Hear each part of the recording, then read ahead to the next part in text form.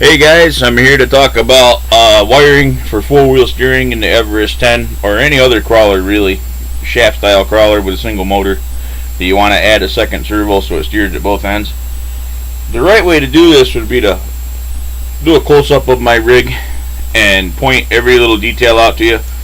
But as you can see, I've been lazy and I haven't fixed my wiring yet, and it looks like a fucking rat's nest, so I don't think I'm going to be able to teach you anything with that.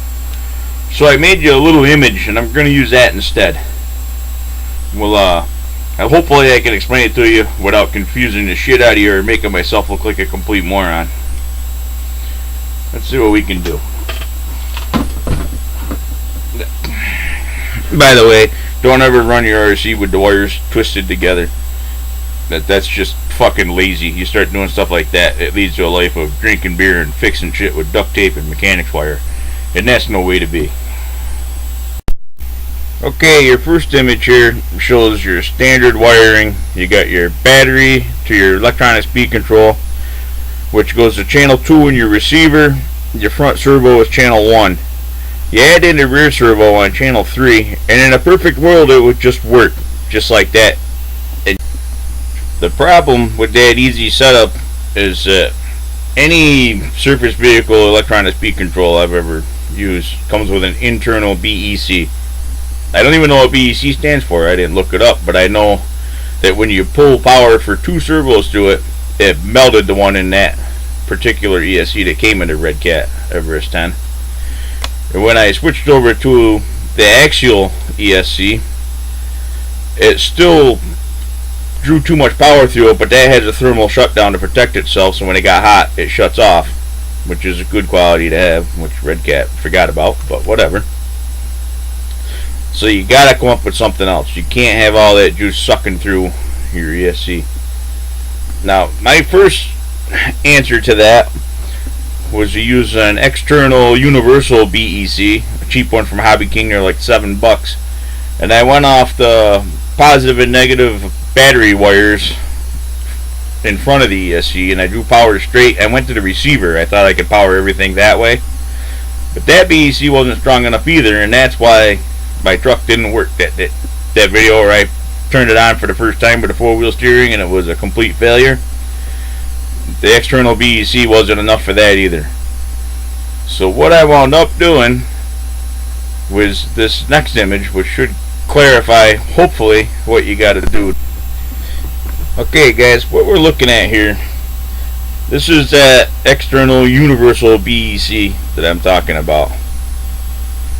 All you got to do is splice it in after your battery connector, before your ESC, red to positive, black to negative, and you splice it into your servo wires, your positive and your negative. They should be red and black, but if you run cheap Chinese shit like I do, they're going to be red and brown, and the yellow wire is your signal wire.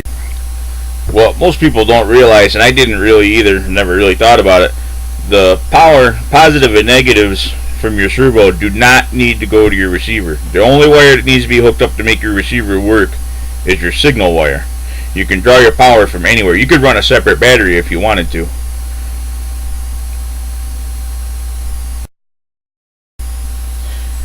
The thing you got to be careful of here is when you splice these wires for your servo, god damn it, I'm looking at myself in the mirror, so when I go this way my shit goes that way.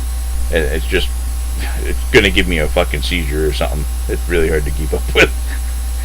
Alright, anyway, for splicing these wires, now if you have a small enough pick, you can get those pins out of that little plug on your servo, but it's always been my experience that when I take that apart down the road, if I ever want to put it back together, it's a son of a bitch. They never hold tight, they don't plug in good. So I like to take an X-Acto knife and open it up way back here in the middle. It's pretty easy. Once you get it started, they pull right apart. They separate nice. I've never had any bare wires from it. You separate all 3 of these wires. I'd go a good distance with it.